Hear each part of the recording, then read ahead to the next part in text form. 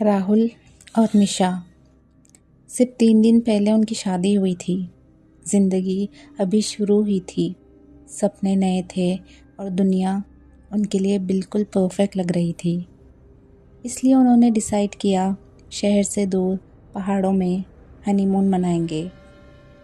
उन्होंने एक सुनसान जगह चुनी जहाँ पर ना नेटवर्क था ना लोग, सिर्फ बर्फ़, हवा और खामोशी। शाम तक उन्होंने अपना टेंट लगा लिया। ठंडी हवा चल रही थी। राहुल लकड़ी जला रहा था और निशा हल्का सा हंसकर उसे देख रही थी। उन्होंने साथ बैठकर खाना खाया और फिर धीरे धीरे रात गहरी होने लगी। पर वो नहीं जानते थे कि वो जगह बिल्कुल सुनसान नहीं थी। कोई और भी उन्हें देख रहा था। रात के करीब 11 बजे जब दोनों टेंट के अंदर सोने जाने लगे, तभी बाहर से पैरों की आहट आई। राहुल ने सोचा शायद कोई जानवर होगा, पर अगले ही पल टेंट का दिल ज़ोर से खुला। 4 आदमी अंधेरे में खड़े थे। उनकी आंखों में कुछ ऐसा था जो इंसान का नहीं लग रहा था। राहुल तुरंत समझ गया, ये लोग गलत नीयत से आए हैं। उसने निशा को पीछे की तरफ ढकेल दिया और ख़ुद उनके सामने खड़ा हो गया। जो चाहिए ले लो, पर हमें छोड़ दो। लेकिन उन्होंने सुना नहीं। अगले ही पल राहुल पर हमला हो गया। मुक्के, लात, पत्थर। राहुल लड़ता रहा, पर 4 के सामने एक आदमी कितनी देर तक टिकता। निशा चीख रही थी। हवाएं तेज़ हो गई और फिर एक ऐसी खामोशी छा गई जो जिंदा लोगों के लिए नहीं होती। कुछ देर बाद वो 4 आदमी सब कुछ लूटकर वहाँ से चले गए। टेंट फटा हुआ था, आग बुझ चुकी थी और बर्फ़ पर 2 शरीर पड़े थे। एक बिल्कुल शांत और दूसरा हल्की सी सांस लेता हुआ। राहुल। निशा मर चुकी थी। उसकी आंखें आधी खुली थी। उसका जिस्म टूट चुका था। और राहुल, उसने हिम्मत नहीं छोड़ी। वो धीरे धीरे घसीटते हुए पहाड़ के नीचे जाने लगा। हर इंच दर्द था, हर सांस बोझ थी, और उसके दिमाग में सिर्फ एक चीज़ थी, निशा। थोड़ी दूर जाने के बाद अचानक उसके सामने कोई खड़ा था। एक आदमी, या शायद वो आदमी भी नहीं था।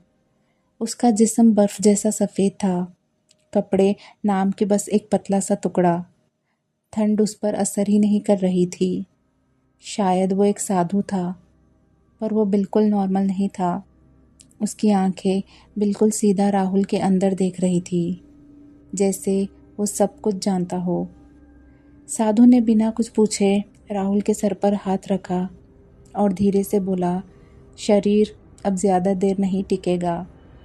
राहुल की सांसें टूट रही थी, पर रूह, साधु ने कहा, रूह को मैं रोक सकता हूँ। राहुल की आंखों में आखिरी बार आग जली। साधु ने झुककर उसके कान के पास कहा, जब तक बदला पूरा नहीं होगा तब तक तुम मरोगे नहीं, सिर्फ तुम्हारा जिस्म मरेगा। हवा एकदम ठंडी हो गई और अगले ही पल साधु गायब हो गया। राहुल की भी सांसें रुक गई। उसका जिस्म वहीं गिर गया, पर उसकी आंखें बंद नहीं हुई, क्योंकि राहुल अब अपने ही शरीर के बाहर खड़ा था और उसके सामने उसने उन चारों के चेहरे याद किए। और तब उसे कुछ और महसूस किया, एक अजीब सी बात। वो 4 आदमी सिर्फ गुनहगार नहीं थे, वो पुलिस वाले भी थे। और उस पल राहुल की नूह ने पहली बार महसूस किया, अब ये सिर्फ बदला नहीं, शिकार शुरू कर सकता है। सुबह हो चुकी थी। पहाड़ों पर सूरज की हल्की रोशनी पड़ रही थी, पर उस जगह जहाँ राहुल और निशा थे, वहाँ अब भी ठंड ज़्यादा थी। रेस्क्यू टीम आई, पुलिस आई, वही पुलिस जिसमें से 4 चेहरे राहुल पहचान चुका था।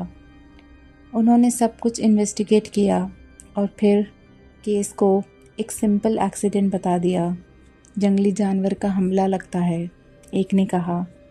दूसरा हल्का सा मुस्कुराया। उन्हें लगा सब कुछ ख़त्म हो गया, पर वो नहीं जानते थे कि राहुल अब उनके बिल्कुल पास खड़ा था, उनके बीच, उनकी बातें सुन रहा था, पर कोई उसे देख नहीं सकता था। राहुल ने पहली बार अपनी नई हालत महसूस की। ना उसे ठंड लग रही थी, ना दर्द हो रहा था, पर उसके अंदर एक अजीब सी भूख थी, बदले की भूख। और उस भूख ने उसे एक नाम दिया, इंस्पेक्टर देव। वही आदमी जो सबसे ज़्यादा हंसा था उस रात। इंस्पेक्टर देव अपने घर पर था, एक छोटा सा क्वार्टर। अंदर उसकी बीवी और बेटा सो रहे थे। देव ने शराब के गिलास उठाई, पर हाथ हल्के से काँप रहे थे। उसे खुद समझ नहीं आ रहा था कि यूँ क्यों हो रहा है। आज हवा थोड़ी ज़्यादा ठंडी थी और कमरे के कोने में अंधेरा ज़्यादा गहरा लग रहा था। रात के 2 बजे लाइट्स अपने आप ब्लिंक करने लगी। देव ने गुस्से में स्विच ऑन किया। ये क्या बकवास है, वो बोला। पर तभी उसने पीछे से आवाज़ सुनी, देव। वो तुरंत पलटा, लेकिन वहाँ कोई नहीं था। उसने सोचा दिमाग का धोखा है, पर फिर उसने देखा दीवार पर एक हल्की सी परछाई, जैसे कोई इसके पीछे खड़ा हो। पर जब वो मुड़ता है, वहाँ कुछ नहीं था। अब डर धीरे धीरे अंदर घुस रहा था। देव ने दरवाज़ा चेक किया, बंद था। खिड़की बंद थी, सब कुछ ठीक था, पर फिर भी कोई अंदर था। और फिर आईना। उसने बस एक नज़र डाली और उसका खून जम गया। आईने में उसका परछाई अकेली नहीं थी, उसके पीछे एक आदमी खड़ा था, टूटा हुआ जिस्म, आंखें सीधी उस पर टिकी हुई। वो राहुल था। देव झटके से पीछे मुड़ा। उसे कोई नहीं दिखा, पर इस बार उसके कान के पास एक ठंडी सी सांस आई। पहचाना? देव चीखने लगा। उसकी बीवी उठ गई, पर उसे कुछ नहीं दिख रहा था। तुम्हें क्या हुआ है देव? देव बस एक ही बात बोल रहा था, कोई है, यहाँ पर कोई है। और तभी उसके हाथ अपने आप उठने लगे, जैसे किसी ने पकड़ कर उठाया हो। उसकी गर्दन धीरे धीरे टाइट होने लगी, जैसे कोई दबा रहा हो, पर वहाँ कोई नहीं था। उसकी बीवी रो रही थी, बेटा चिल्ला रहा था, पर देव हवा में झूल रहा था। उसकी आंखें बाहर निकल रही थी और उसके कान के पास वही आवाज़ गूंजी, एक। और अगली सुबह रिपोर्ट आई, इंस्पेक्टर देव की मौत, हार्ट अटैक से। बाकी 3 पुलिस वाले एक जगह मिले। उनके चेहरे पर पहली बार डर था। ये नॉर्मल नहीं है, एक ने धीरे से कहा। उस रात के बाद मुझे लग रहा है कि कोई हमें देख रहा है। और कहीं दूर बर्फ़ के बीच राहुल की रूह खड़ी थी।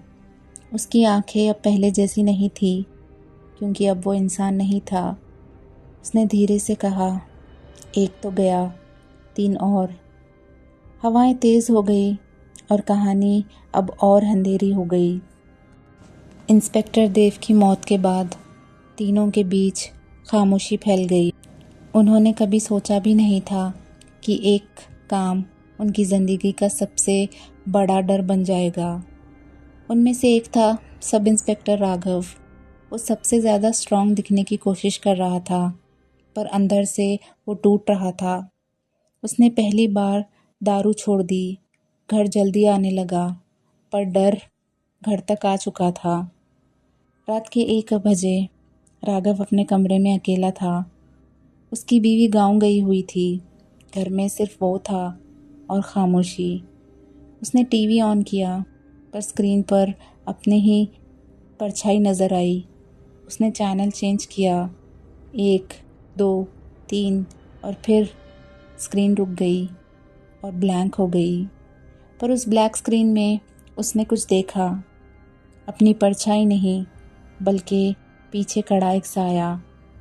राघव ने तुरंत पीछे मुड़कर देखा, कोई नहीं था, पर इस बार उसने साफ साफ सुना था, ज़मीन पर घसीटते हुए पैरों की आवाज़, जैसे कोई घसीटते हुए उसकी तरफ आ रहा हो। राघव का गला सूख गया। कौन है? उसने ज़ोर से पूछा, लेकिन कोई जवाब नहीं आया, सिर्फ आवाज़ और करीब आते गई। उसने दरवाज़ा खोला और भागने की कोशिश की, पर बाहर का कॉरिडोर लंबा होता चला गया, जैसे घर बदल रहा हो और वो फंस चुका हो किसी भूल भुलैया में। और फिर लाइट चली गई, पूरा अंधेरा हो गया और उस अंधेरे में सिर्फ एक सांस की आवाज़ थी, ठंडी, धीमी और बिल्कुल उसके कान के पास। राघव, उसे आवाज़ आई। वो जम गया, उसका जिस्म हिल नहीं रहा था। अचानक उसके सामने एक हल्की सी रोशनी जली और उस रोशनी में था राहुल। पर अब वो पहले जैसा नहीं था। उसका जिस्म टूटकर अजीब नक्श बन चुका था। आंखें अंधेरी, बिल्कुल खाली, जैसे अंदर कुछ और रह रहा हो। राघव चीखने लगा, माफ़ कर दो, मुझसे गलती हो गई। राहुल धीरे धीरे उसके पास आया। उसकी आवाज़ अब इंसान जैसी नहीं थी। बोला, गलती हो गई? हवा और ठंडी हो गई। गलती वो होती है जिसे इंसान भूल जाता है। राहुल और करीब आया। तुमने तो याद भी नहीं रखा।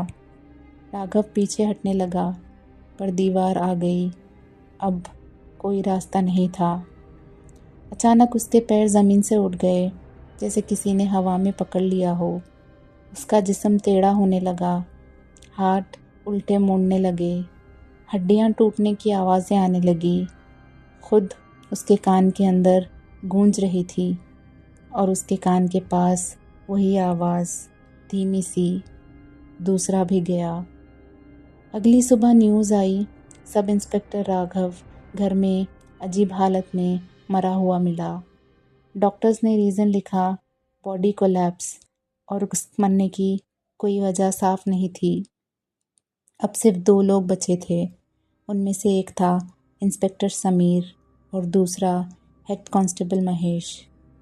दोनों एक दूसरे के सामने बैठे थे, पर आज कोई भी मजबूत नहीं दिख रहा था। समीर ने धीरे से कहा, वो वापस आया क्या? महेश की आवाज़ काँप गई। ये किसी इंसान का काम नहीं लग रहा। और कहीं दूर बर्फ़ के बीच राहुल खड़ा था, पर अब वो अकेला नहीं था। उसके पीछे एक और परछाई खड़ी थी, वही साधु की। साधु ने धीरे से कहा, बदला रूह को ताकत देता है। राहुल ने बिना मुड़े पूछा, ये रुकेगा कब?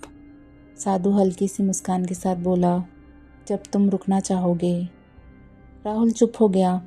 उसकी आंखों में अब सिर्फ गुस्सा नहीं था, कुछ और भी था, कुछ अंधेरा। और उसने धीरे से कहा, अब मैं नहीं रुकूंगा। हवाएं तेज़ हो गई और कहानी अब अपनी सबसे ख़तरनाक मोड़ पर पहुंच गई। इंस्पेक्टर समीर और महेश दोनों ने फैसला किया, अलग नहीं रहेंगे। उन्हें लग रहा था कि साथ रहने से शायद बच जाएंगे, पर उन्हें ये नहीं पता था जो चीज़ उनका पीछा कर रही थी वो दूरियों से नहीं रुकती। रात को पुलिस स्टेशन के एक पुराने रिकॉर्ड रूम में दोनों बैठे थे। बाहर तेज़ हवा चल रही थी, खिड़कियाँ हल्की हल्की हिल रही थी और अंदर फाइल्स की बू और पुरानी दीवारों की खामोशी। समीर ने धीरे से कहा, ये सब क्या उस रात की वजह से हो रहा है? महेश ने आंखें झुका ली। पहली बार दोनों को अपनी गलती का एहसास हुआ। तभी एक फाइल अपने आप हिल गई। दोनों एकदम खड़े हो गए। कौन है वहाँ? समीर चिल्लाया, लेकिन कोई जवाब नहीं आया। फिर एक और गिरती गई, जैसे कोई अंदर से गुस्सा निकाल रहा हो। हवा अचानक रुक गई, पूरा कमरा एकदम चुप हो गया और फिर अंदर का दरवाज़ा धीरे से बंद हो गया। समीर ने भागने की कोशिश की, पर दरवाज़ा हिल ही नहीं रहा था। महेश पीछे हट रहा था और उसकी नज़र एक पुराने आईने पर पड़ी। आईने में वो दोनों दिख रहे थे, पर उनके पीछे कोई और भी था, राहुल। इस बार वो और भी बदल चुका था। उसका जिस्म धुंध जैसा लग रहा था, आंखें बिल्कुल अंधेरी, जैसे उनमें रोशनी कभी थी ही नहीं। समीर ने मुड़कर देखा और इस बार राहुल वहाँ सच में खड़ा था। बस करो, समीर चीखा। हमने जो किया गलत था, पर हमें छोड़ दो, माफ़ कर दो हमें। राहुल धीरे धीरे आगे बढ़ा। उसकी आवाज़ बिल्कुल ठंडी थी। तुमने छोड़ने का मौका दिया हमें। समीर चुप हो गया। महेश वहाँ पर खड़ा काँप रहा था। अचानक महेश हवा में उड़ गया, जैसे कोई उसे खींच रहा हो। उसके पैर हवा में झूल रहे थे। वो चीख रहा था, बचाओ, मुझे बचाओ। समीर उसकी तरफ भागा, पर उसका हाथ महेश तक पहुंचा ही नहीं, जैसे बीच में कुछ इनविजिबल सा हो। राहुल ने धीरे से अपना हाथ उठाया और महेश का जिस्म टेढ़ा हो गया। हड्डियां मुड़ने लगी और उसके कान के पास गूंज उठी। तीसरा भी गया। महेश ज़मीन पर गिर गया, बिल्कुल शांत। वो मर चुका था। समीर जम गया। अब वो अकेला था। और तभी कमरे के एक कोने अंधेरे में एक साधु बाहर आया। समीर डर के मारे पीछे हट गया। ये कौन है? क्या है ये? साधु ने राहुल की तरफ देखा, फिर समीर की तरफ। उसकी आवाज़ गहरी थी। ये इंसान नहीं रहा। समीर चिल्लाया, इसे रोको, ये हमें मार देगा। साधु हल्की सी हंसी हंसा। मैं इसे रोकने नहीं आया। थोड़ी देर के लिए रुककर बोला, मैं इसे जगाने के लिए आया हूँ। समीर समझ नहीं पाया, क्या मतलब तुम्हारा? साधु और राहुल के सर पर हाथ रखा और धीरे से कहा, बदला एक आग है और ये आग सिर्फ दुश्मन को नहीं जलाती। उसने राहुल की आंखों में देखा, ये तुझे भी इसके साथ साथ ख़त्म कर देगी। राहुल कुछ पल के लिए रुक गया, जैसे उसके अंदर कुछ लड़ रहा हो, पर फिर उसने धीरे से कहा, अब वापस नहीं जा सकता। साधु चुप हो गया और धीरे धीरे अंधेरे में गायब हो गया। अब कमरे में सिर्फ राहुल और समीर थे। समीर रो रहा था, प्लीज़ मुझे माफ़ कर दो। राहुल उसके बिल्कुल पास आया और धीरे से बोला, अब सिर्फ एक। कमरे की बत्तियां हिलने लगी और एकदम से अंधेरा हो गया। अंधेरा। पुलिस स्टेशन का वो रिकॉर्ड रूम बिल्कुल सन्नाटा बन चुका था।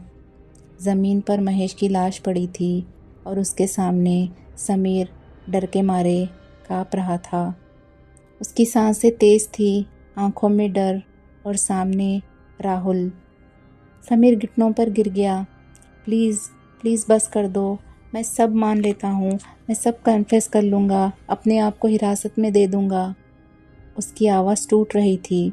हमने गलत किया था, बहुत गलत किया था। राहुल रुक गया कुछ पल के लिए, जैसे वक्त थम सा गया हो। समीर को लगा शायद वो बच सकता है, पर फिर राहुल ने धीरे से कहा, सच अब किसी काम का नहीं। हवा एकदम ठंडी हो गई। अचानक समीर के आसपास की दीवारें बदलने लगी। कमरा धीरे धीरे गायब होने लगा और उसकी जगह वो पहाड़ी जगह आ गई।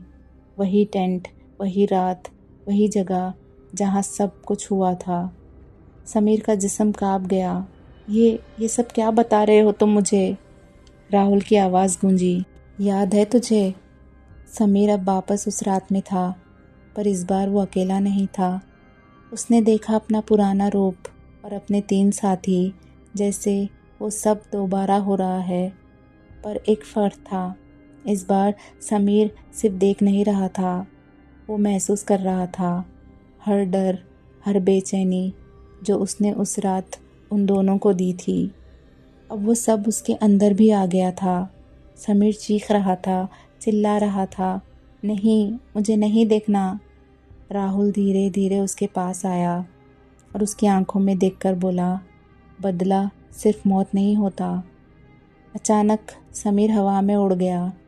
उसकी सांसें रुकने लगी, पर इस बार कोई जल्दी नहीं थी। वो धीरे धीरे तड़प रहा था। हर पल एक सज़ा थी और उसके कान के पास आखिरी बार आवाज़ गूंजी, चौथा भी गया। सब कुछ ख़त्म हो गया। कमरा वापस नॉर्मल हो गया। समीर ज़मीन पर पड़ा था, बिल्कुल शांत। अब सब ख़त्म हो चुका था। चारों शिकार पूरे हो चुके थे।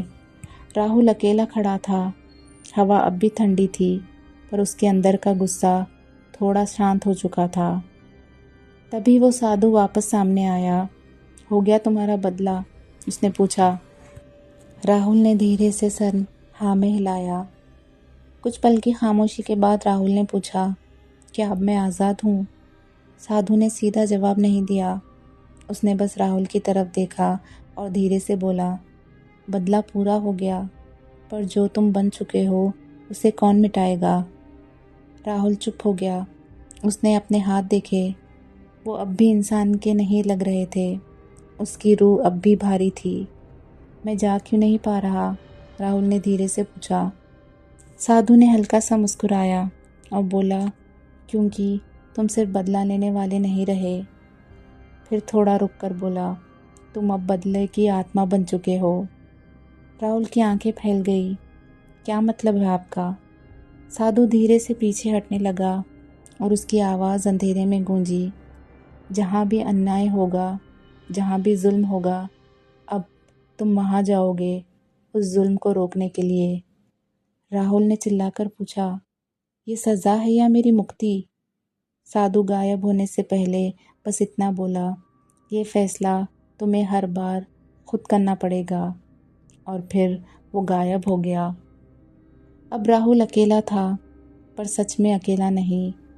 दूर कहीं पहाड़ों में एक और चीख गूंजी, किसी और जगह, किसी और रात, किसी और जुल्म की शुरुआत हो चुकी थी। राहुल की रूह धीरे से हवा में घुलने लगी और उसकी आंखों में एक नई आग जल उठी। अब वो सिर्फ राहुल नहीं था, वो था बदला। हर कहानी का अंत होता है, पर बदले की कहानी कभी ख़त्म नहीं होती।